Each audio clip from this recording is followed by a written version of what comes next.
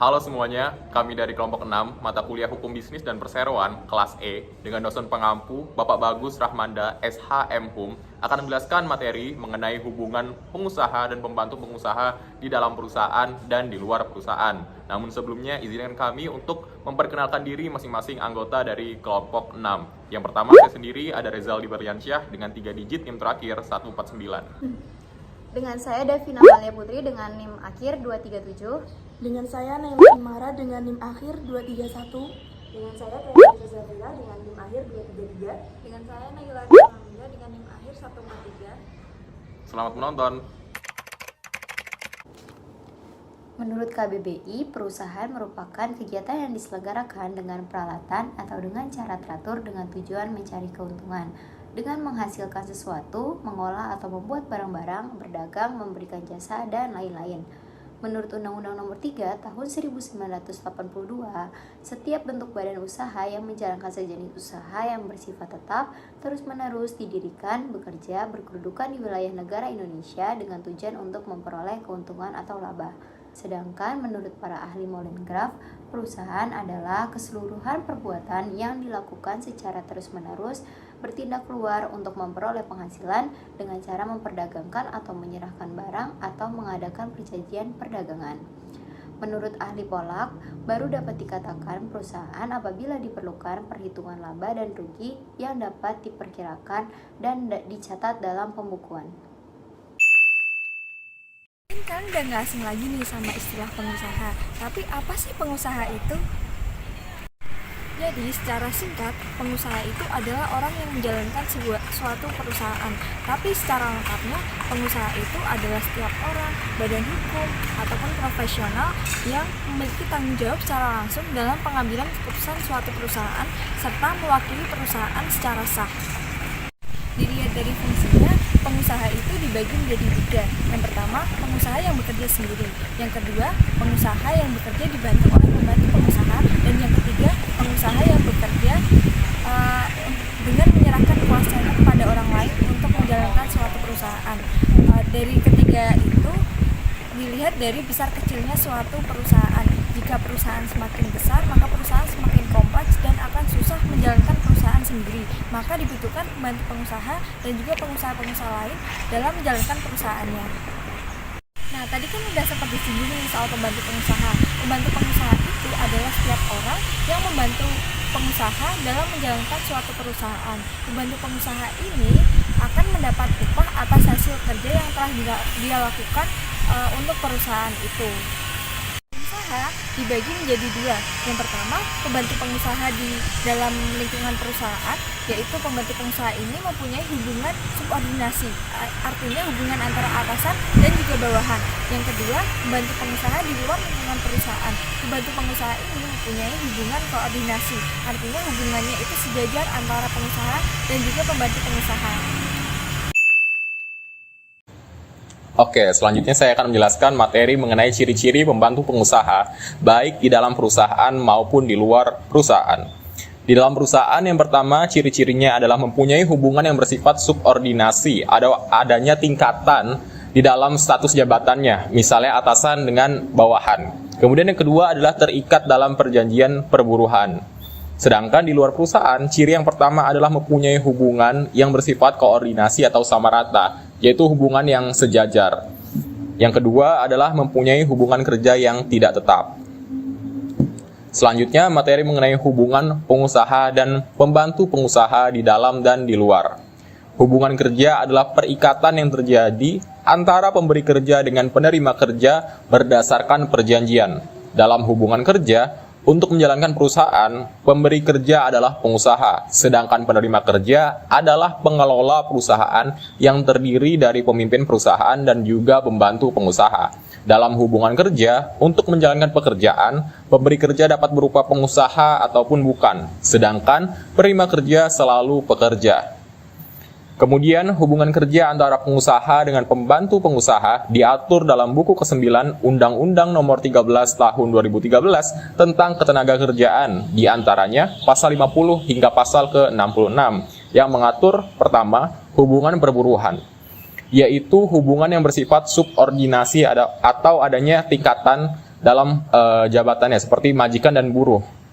Kemudian kewajiban buruh adalah mengikatkan diri untuk menjalankan perusahaan dengan sebaik-baiknya, sedangkan kewajiban majikan adalah membayarkan upah dan sebagainya. Kemudian yang kedua adalah hubungan pemberi kuasa. Yang pertama adalah pengusaha, yaitu pemberi kuasa dan memberi upah sesuai dengan perjanjian. Kemudian yang kedua ada buruh, yaitu pemegang kuasa yang melaksanakan perintah pemberi kuasa. Setelah tadi membahas tentang pengertian perusahaan, pengertian pengusaha, pengertian pembantu pengusaha, serta ciri-ciri dari pembantu usaha, sekarang kita akan membahas tentang perjanjian kerjanya. Nah, di sini perjanjian kerjanya itu dibagi menjadi 3. Yang pertama ada perjanjian pelayanan berkala, ada di pasal 1601 Kitab Undang-Undang Hukum Perdata tentang kedudukan para pihak yang sama tinggi. Perjanjian yang kedua yaitu perjanjian perburuan, ada di pasal 1601A, 1601B sampai dengan 1601Z Kitab Undang-Undang Hukum Perdata tentang hubungan subordinatif antara majikan dengan buruh dan Undang-Undang Ketenagakerjaan. Perjanjian yang ketiga ada perjanjian pemborongan, ada di pasal 1601B sampai 1604 hingga 1617 Kitab Undang-Undang Hukum Perdata. Baik, materi selanjutnya akan kita bahas yaitu jenis-jenis dan contoh pembantu pengusaha di dalam dan di luar perusahaan. Yang pertama kita akan bahas yaitu pembantu pengusaha di dalam perusahaan. Itu ada 5. Yang pertama ada pelayan toko, yang kedua ada pekerja keliling. Pekerja keliling itu apa sih? Pekerja keliling adalah orang yang berkeliling di luar kantor untuk memperluas dan memperbesar perjanjian jual beli dengan pihak ketiga. Yang ketiga contohnya itu ada pengurus filial. Apa sih pengurus filial itu? Yaitu seseorang yang mewakili pengusaha tentang semua hal terbatas pada suatu cabang pada suatu daerah tertentu. Kemudian yang keempat itu ada pemegang prokurasi, yaitu pemegang kuasa dari pengusaha untuk mengelola satu bagian besar atau bagian tertentu dari perusahaan tersebut. Dan yang kelima adalah pimpinan perusahaan, yaitu pemegang kuasa pertama dari pengusaha yang bertanggung jawab terhadap maju dan mundurnya suatu perusahaan. Nah, untuk selanjutnya kita akan membahas tentang jenis kedua, yaitu pembantu pengusaha di luar perusahaan. Itu akan dibagi menjadi 5. Yang pertama agen perusahaan, yang kedua pengacara, yang ketiga notaris, yang keempat makelar, dan yang kelima ada komisioner. Kita akan bahas satu persatu. Yang pertama agen perusahaan. Apa sih agen perusahaan itu? Agen perusahaan merupakan orang yang melayani beberapa pengusaha sebagai perantara dengan pihak ketiga, atau bisa dibilang sebagai orang yang mewakili pengusaha untuk mengadakan dan melakukan perjanjian dengan pihak ketiga atas nama perusahaan. Sifat hubungan hukum dari agen perusahaan sendiri adalah tetap dengan bentuk hubungan hukumnya pemberian kuasa. Kemudian yang kedua ada pengacara. Apa sih pengacara itu? Pengacara merupakan orang yang mewakili perusahaan dalam beracara di muka pengadilan dan di luar pengadilan. Dengan sifat hubungan hukum pengacara yaitu tidak tetap dan bentuk hubungan hukumnya pemberian kuasa. Yang ketiga adalah notaris. Notaris atau yang biasa kita kenal itu sebagai pejabat umum yang berwenang untuk membuat akte otentik untuk segala perbuatan hukum, perjanjian maupun ketetapan yang membantu pengadilan dalam membuat akte otentik dengan pihak ketiga. Sifat hubungan hukumnya tidak tetap dengan bentuk hubungan hukumnya pemberian kuasa dan pelayanan berkala. Yang keempat, ada makelar yang merupakan seorang perantara yang menghubungkan pengusaha dengan pihak ketiga untuk mengadakan berbagai perjanjian. Ciri khusus dari makelar sendiri itu harus mendapat pengangkatan resmi dari pemerintah sebelum menjalankan tugas dan disumpah di depan ketua pengadilan negeri.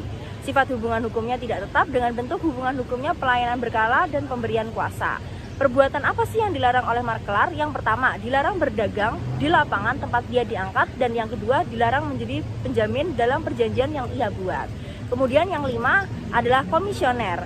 Komisioner itu apa? Komisioner adalah orang yang menjalankan perusahaan dengan membuat perjanjian-perjanjian atas namanya sendiri, mendapat provisi atas perintah dan pembiayaan dari orang lain. Ciri-ciri dari komisioner itu terbagi menjadi 4. Yang pertama, tidak ada syarat pengesahan resmi dari pemerintah. Kedua, menghubungkan komiten dengan pihak ketiga atas nama sendiri. Yang ketiga, tidak wajib menyebut nama komiten. Komisioner menjadi pihak dalam perjanjiannya. Dan yang keempat, dapat bertindak atas nama pemberi kuasa. Hak dan kewajiban pengusaha serta pembantu pengusaha. Hak kewajiban pengusaha berhak sepenuhnya atas hasil kerja pekerja, memberikan pelatihan kerja, memberikan izin kepada buruh apabila berhalangan hadir, dilarang mempekerjakan buruh lebih dari 7 jam per hari, serta pengusaha dilarang memberikan upah kepada buruh dengan upah yang rendah. Hak dan kewajiban pekerja. Setiap pekerja memiliki kesempatan dan perlakuan yang sama dalam bekerja. Setiap pekerja berhak untuk istirahat dan memiliki hak cuti, menerima upah lembur jika melebihi waktu kerja. Setiap pekerja memiliki perlindungan atas keselamatan kerja. Setiap pekerja berhak menerima upah yang layak bagi kemanusiaan, serta setiap pekerja wajib menaati peraturan yang dibuat oleh pengusaha. Kesimpulan, di dalam suatu perusahaan terdapat pembantu pengusaha, baik pembantu pengusaha di dalam perusahaan maupun di luar perusahaan. Keduanya memiliki tugas, hak, dan kewajiban yang berbeda. Namun, tanggung jawab yang dimiliki sama pentingnya di dalam perusahaan. Baik, demikian materi yang dapat kami sampaikan. Terima kasih karena telah menonton sampai akhir. Jangan lupa di like, Komen, Share, subscribe. dadah!